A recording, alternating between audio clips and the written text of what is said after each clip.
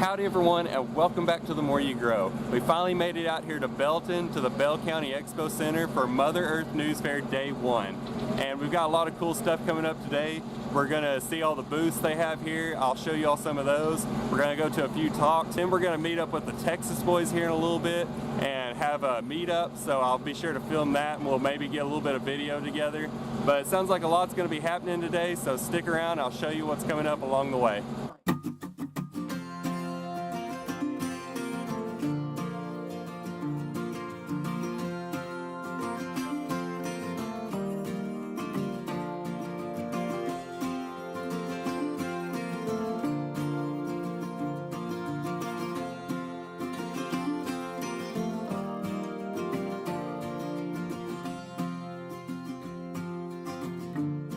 So look who I ran into. Got the Texas boys here. We're gonna do some cool stuff. We're gonna see what's going on out here. So let's see what we can get into. So look who I just ran into. Got Nicholas Bertner here with the School of Permaculture. I've watched this guy on YouTube ever since before I had y'all on YouTube. I learned a lot about how to do YouTube through this guy. So tell him a little bit about what you do.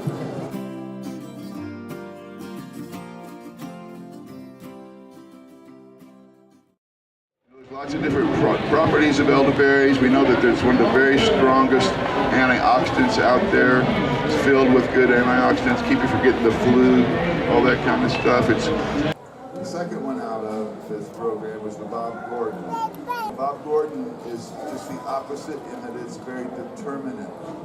So it will come up and sets all of its fruit. We pick it twice and we're pretty well done with it, which is great for farming because we can have blocks that come on at different times, just like apples or something like that. You can have your blocks and you can use your labor to pick it and then you can move to the next one. But Bob Gordon has extremely nice big heads. They average over a quarter pound per head on the prune plants. That's a picture of Bob there. It's really a peach grower. You can see how they're nice, dark.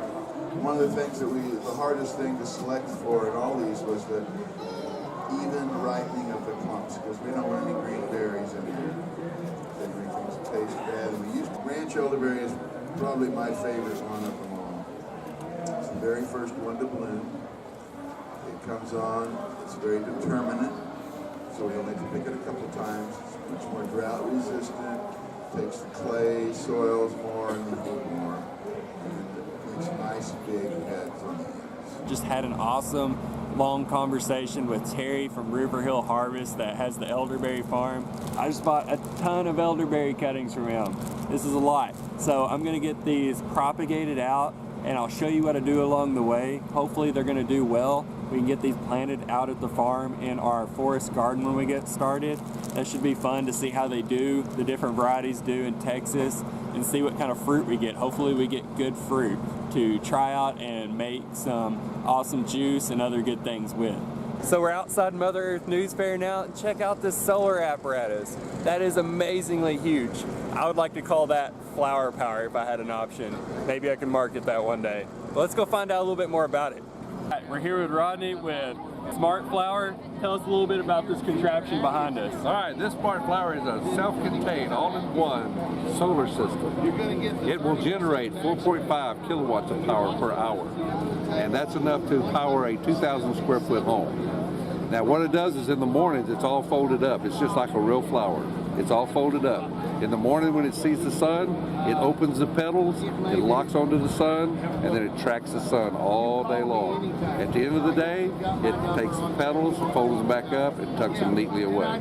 If in the course of that day there's inclement weather, it will actually, when the wind gets above 28 miles an hour, it will fold itself away and wait until that inclement weather is gone. Once it's gone, it opens itself back up, it locks itself onto the sun again, and then it starts tracking until the end of the day.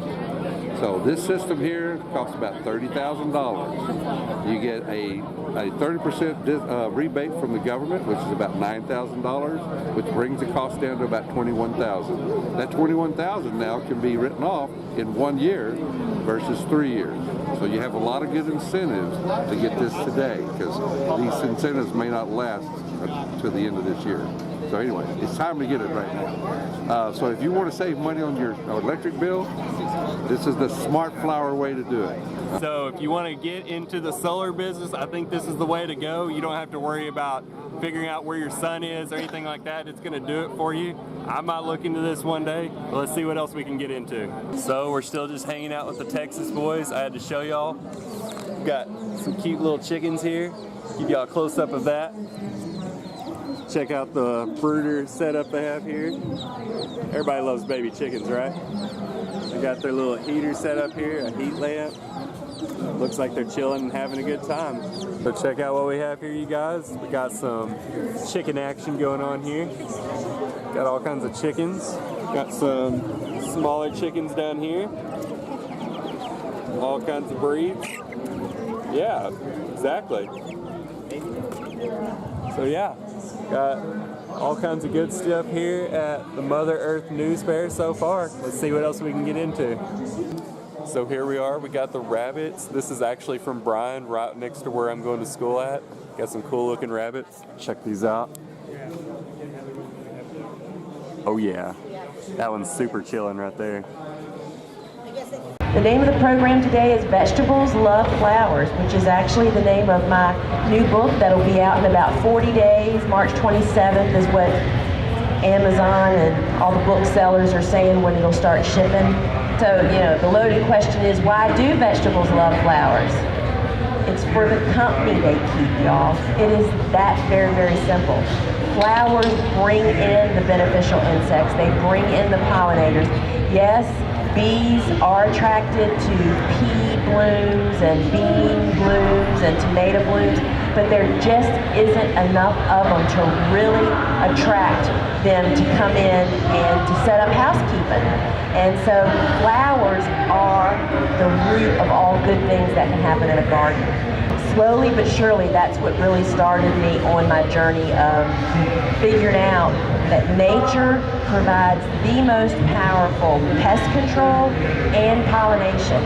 It's just that few of us are patient enough to allow it to evolve, and we just have to restore the natural order of our gardens. So I'm here with Lisa Ziegler. She has the book called Vegetables Love Flowers. She has a cut flower garden, and we're going to ask her a few questions here because we're trying to integrate cut flowers into about a 1.5 acre farm. Okay. And so what would you say would be your suggestion for someone that's never grown cut flowers before? You mean in your selection of flowers? Selection of flowers, or things to look for, things to do? Just... Sure. So really the flowers that I grow on my farm are some of the easiest to grow. Sunflowers, zinnias, coxcomb are just some of the most popular and the easiest to grow, and also the pollinators and the beneficial insects like them. So that's a great place to get a start. And my second question would be, how would you develop that relationship with like your florists, your grocery stores, or where you would be selling your flowers? Sure. So the best thing to do is to visit ASCFG. That's the Association of Specialty Cut Flowers. That is nothing but an educational organization, and that's exactly what we do. But it's going in with samples, walking in with armloads of flowers and saying, "This is my gift to you, and I'm growing these." And developing that relationship, yep, that's like right. one-on-one. Exactly. That's what I would think that would be the best. But yeah. I just wanted to have a few questions there for you. I appreciate your time, and if you want to go check out her book, you can go check it out online. Would you like to tell them where to find your Sure. info? My website is thegardenersworkshop.com. You'll find lots of videos as well as you can purchase my books. All right, we'll go check her out there and let's see what else we can get into. All right, guys, so that was a great lecture by Lisa Ziegler on cut flowers in the garden. We're definitely going to be doing some of that in our garden. So now we're going to do a class about edible landscaping, and we're going to be talking about putting perennials in the garden and how to design those. So stay tuned and we'll see if we can get some video on this. My business is called Plant-Based Services, but I also have a passion for edible and medicinal plants, foraging, I'm a beekeeper, the list goes on, right? What should I grow, right? Here are just some basics. A lot of people, think about apples, pears, stone fruit, a variety of different stone fruit, grapes, berries. So now think about fruit size, taste, color, what do you want, right? I mean, some folks have said, I remember when I was a kid that my grandma had this one fig that was, it was smaller, but it was really sweet. You know, it's probably a Celeste fig, you know, and I want to grow that again, or, you know, things like that. I mean, maybe you like making a lot of pies, you know, so what do you want to do to put into your pies, you know? There's a lot of diversity up there, a lot of variety, a lot of heirloom fruit trees and things that you can find and grow again, you know, and hopefully we need people to do that. Hopefully that's what you're going to do, to preserve these genetics.